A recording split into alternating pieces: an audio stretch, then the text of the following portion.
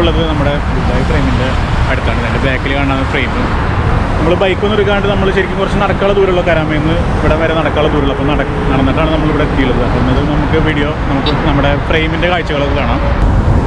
സമയം നോക്കുകയാണെന്ന് വെച്ചാൽ 7:30 അവറായി. 7:30-ക്കുള്ളൊരു ക്ലൈമറ്റാണ്. ഇരുട്ടൊന്നും ആയിട്ടില്ല കേട്ടോ. 7:30 ആയിട്ടും നമ്മുടെ നാട്ടിലാണെങ്കിൽ ചിലപ്പോൾ ഇരുട്ടായിട്ടുണ്ടാവും. ഇതാണ് നമ്മുടെ ദുബായ് ഫ്രെയിം.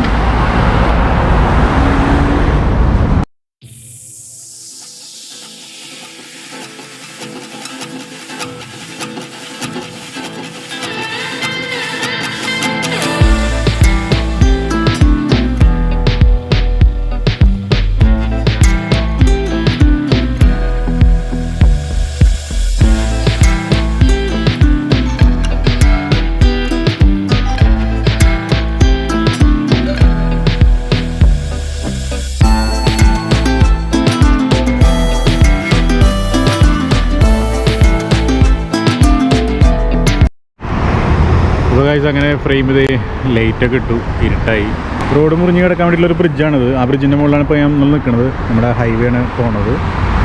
അപ്പോൾ ഇത് നമ്മുടെ ഫ്രെയിം ഇത് ഈ കാണുന്നതാണ്. ഫുൾ ലൈറ്റും കാര്യങ്ങളൊക്കെ ഇട്ടിട്ടുണ്ട്. പിന്നെ അവിടെ നോക്കുകയാണെന്ന് വെച്ചാൽ നമുക്ക് ബുർജ് ഖലീഫ ഒക്കെ കാണാൻ പറ്റും. പിന്നെ മോഡേൺ സിറ്റി. ശരിക്കും പറഞ്ഞാൽ നമ്മുടെ ഈ ഫ്രെയിം കൊണ്ട് ഉദ്ദേശിക്കുന്നത് ഇവിടുന്ന് അവിടേക്ക് നോക്കുമ്പോൾ മോഡേൺ സിറ്റിയും അവിടുന്ന് ഇങ്ങോട്ട് നോക്കുമ്പോൾ പഴയ സിറ്റിയും. അതായത് ഒരു സൈഡിൽ മോഡേൺ സിറ്റിയും ഒരു സൈഡിൽ പഴയ ദുബായും. അതാണ് ഉദ്ദേശിക്കുന്നത്. പുതിയ ദുബായും ഒരു സൈഡിൽ പുതിയ ദുബായും ഒരു സൈഡിൽ പഴയ ദുബായും. അതാണ് ഈ ഫ്രെയിം കൊണ്ട് ഉദ്ദേശിക്കുന്നത്. പിന്നെ ഇവിടെ നോക്കുകയാണെന്ന് വെച്ചാൽ ആൾക്കാർ ഇതിൻ്റെ ചുറ്റും ഫ്രെയിമിന് ചുറ്റും 2 കിലോമീറ്റർ നടക്കാനുള്ള ട്രാക്ക് ഉണ്ട്. ഞാൻ ഇടയ്ക്കിടയ്ക്ക് വന്ന് നടക്കാറുള്ളതാണ്, നടക്കണില്ല. അപ്പോൾ എന്തായാലും നമുക്ക് വീഡിയോയ്ക്ക് വേണ്ടിയിട്ട് ഇന്ന് ജസ്റ്റ് വാക്ക് ചെയ്യാം. ഞാനൊരു 3 റൗണ്ട് 4 റൗണ്ടൊക്കെ നടക്കാറുള്ളതാണ് ഇതിന് ചുറ്റും. പക്ഷെ ഇന്ന് ഞാൻ നടക്കണില്ല. ഇന്ന് ജസ്റ്റ് ഒരു റൗണ്ട് മാത്രം നടക്കണുള്ളൂ. ഇപ്പം ഉള്ളിൽ നോക്കുകയാണെന്ന് വെച്ചാൽ തിരക്കും കാര്യങ്ങളൊക്കെ ഉണ്ട്. ശരിക്കും 9 മണി വരെയാണ് ഇതിൻ്റെ എൻട്രൻസ്.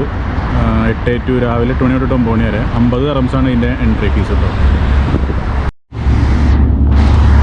അപ്പോൾ നടന്ന് ഞാൻ പകുതി എത്തിയിട്ടുള്ളൂ. അപ്പോഴേക്കും ചൂട് കാരണം കുറച്ച് നേരം ഇരുന്നതാണ് ഇവിടെ. നമുക്ക് ഈ ദുബായിൽ ഏറ്റവും കൂടുതൽ കാണാൻ പറ്റുന്ന ഒരാളാണ് ഈ പൂച്ച. ഈ പാർക്കിൻ്റെ ചുറ്റും, ഇത് ദുബായ് പബ്ലിക് പാർക്കാണ്. ഈ നമ്മുടെ നമ്മുടെ ഫ്രെയിമാണ് അവിടെ കാണുന്നത്. പിന്നെ വയസ്സ് പറയാനുള്ളത് നമ്മുടെ ഈ നടന്നുകൊണ്ടിരിക്കുന്ന ട്രാക്കാണ്. കാണുമ്പോൾ നമുക്ക് ചാന്തിട്ട് നിലമ്പോൾ പോലെ തോന്നുമെങ്കിലും പക്ഷെ സംഗതി അതല്ല. ഓരോ മീറ്റർ കഴിയുമ്പോൾ നമുക്കൊരു 1900 2 കിലോമീറ്റർ ചുറ്റളവിലാണ് ഈ ട്രാക്ക് ഉള്ളത് കേട്ടോ. വയസ്സ് അപ്പോൾ അങ്ങനെ നടന്നാണ് നമ്മൾ ദുബായിയുടെ ഫ്രെയിമിൻ്റെ എൻട്രൻസിൻ്റെ അവിടെ എത്തി. ഇതൊരു എൻട്രൻസ് തന്നെയാണ്. ദുബായ് ഫ്രെയിം എന്ന് പറഞ്ഞിട്ട് ഇവിടെ എഴുതിയിട്ടുണ്ട്.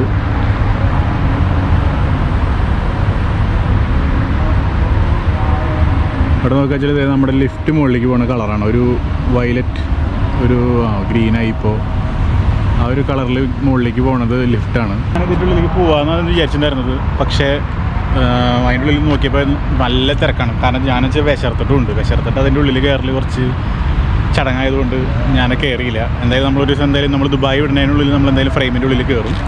ശരിക്കും പറഞ്ഞാൽ ഇതിൻ്റെ ഉള്ളിലത്തെ എൻട്രൻസ് എന്ന് പറയുന്നത് 50 ദിർഹംസാണ്. അപ്പോൾ നമുക്ക് ലിഫ്റ്റിൽ കയറിയിട്ട് മുകളിൽ പോയി മറ്റേ ഗ്ലാസിൻ്റെ മുകളിൽ നിന്ന് അടിയിലേക്കൊക്കെ നോക്കി എല്ലാതും കാണാനൊക്കെ പറ്റും. ശരിക്കും നല്ല അടിപൊളിയാണെന്ന് പറയണത്. ചിലവർ പറയുന്നുണ്ട് ഫ്രെയിമിൻ്റെ ഇപ്പുറത്ത് പഴയ ദുബായ്, ഒരു സൈഡിൽ പഴയ ദുബായ്, ഒരു സൈഡിൽ പുതിയ ദുബായ്, അങ്ങനെ അത്രമാത്രമേ ഉള്ളൂ എന്ന് പറയണത്. ചിലവരങ്ങനെയാണ് പറയണത്. അത്രയുള്ള വലിയ കാര്യമൊന്നുമില്ല എന്ന് പറയുന്നത്. പക്ഷേ എന്തായാലും നമ്മുടെ വീഡിയോയിൽ കൂടെ ഞാൻ ഫ്രെയിമിൻ്റെ ഉള്ളിൽ എന്തൊക്കെയാണുള്ളതെന്ന് നിങ്ങൾക്ക് കാണിച്ചു തരാം നെക്സ്റ്റ് ടൈം.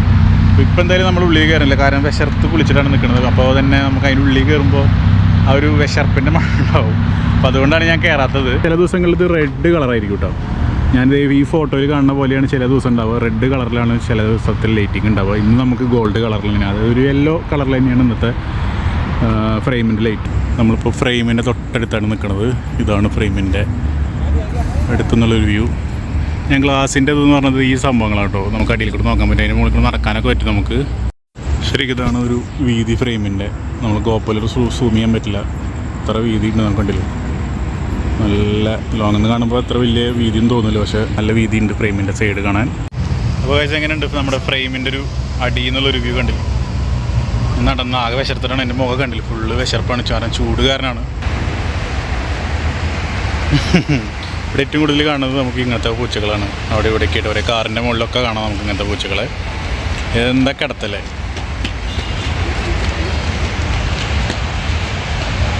ഭയങ്കരമായിട്ട് പോസ് ചെയ്യുന്നുണ്ട് കേട്ടോ വീഡിയോയ്ക്ക്. അപ്പോൾ ഗൈസ് നമ്മുടെ ഫ്രെയിമൊക്കെ ഞാൻ ഫുള്ള് ചുറ്റും നടന്ന് 2 കിലോമീറ്ററാണ് നമ്മുടെ ഈ ഫ്രെയിമിൻ്റെ ചുറ്റുള്ള ട്രാക്ക് കേട്ടോ. ശരിക്കും പറഞ്ഞാൽ ഒരു 3 കിലോമീറ്ററൊക്കെ അല്ല 3 റൗണ്ടൊക്കെ നടന്ന 6 കിലോമീറ്ററായി. ശരിക്കും പറഞ്ഞാൽ അത്രയ്ക്ക് ഒരു ദിവസം നടന്നാൽ നമ്മൾ ശരിക്കും. ഈ ഹൈവേ കരാമേന്ന് ആ സൈഡ് ഫുള്ള് കരാമ സൈഡാണ്. അപ്പോൾ കരാമേന്ന് മുറിഞ്ഞ് കിടന്നിട്ട് നമുക്ക് ഈ ഫ്രെയിമിൻ്റെ അവിടേക്ക് വരാനുള്ള ഒരു ബ്രിഡ്ജാണിത്. അപ്പോൾ അത്ര കുറച്ച് കാര്യങ്ങളാണ് ഗൈസ് എനിക്ക് നമ്മുടെ ഇന്നത്തെ വീഡിയോയിൽ കൂടെ നിങ്ങൾക്ക് കാണിച്ചു തരാനുള്ളത്. ശരിക്കും പറഞ്ഞാൽ നമുക്ക് ഫ്രെയിമിൻ്റെ ഉള്ളിൽ പോകണമായിരുന്നു. കാരണം ഞാൻ വിശർത്ത് കുളിച്ചത് കൊണ്ടാണ്. അല്ലെങ്കിൽ ഞാൻ ഫ്രെയിമിൻ്റെ ഉള്ളിൽ പോയിട്ട് ഫ്രെയിമിൻ്റെ ഉള്ളിലത്തെ കാഴ്ചകളിൽ നിങ്ങൾക്ക് കാണിച്ചു തന്നായിരുന്നു. ഫ്രെയിം എങ്ങനെയുണ്ട്? ഫ്രെയിം വേറെ ലെവൽ തന്നെയല്ലേ കാണാൻ. നമ്മുടെ ഇന്നത്തെ വീഡിയോ തന്നെ അത്രേ ഉള്ളൂ. നിങ്ങൾക്ക് ഈ വീഡിയോ ഇഷ്ടപ്പെട്ടെങ്കിൽ ലൈക്ക് ചെയ്യുക, ചാനൽ സബ്സ്ക്രൈബ് ചെയ്താലും വീഡിയോ കണ്ട് ചാനൽ സബ്സ്ക്രൈബ് സപ്പോർട്ട് ചെയ്യുക. അപ്പോൾ നമ്മുടെ ഇൻ്റർനാഷണൽ റൈഡാണ്. അപ്പോൾ നിങ്ങൾ മാക്സിമം സപ്പോർട്ട് ഉണ്ടെങ്കിൽ നമുക്ക് ഇൻ്റർനാഷണൽ റൈഡ് കംപ്ലീറ്റ് ചെയ്യാൻ പറ്റും. മാക്സിമം എല്ലാവരും സപ്പോർട്ട് ചെയ്യുക. അപ്പോൾ നമുക്ക് അടുത്ത വീഡിയോയിൽ കൂടെ കാണാം.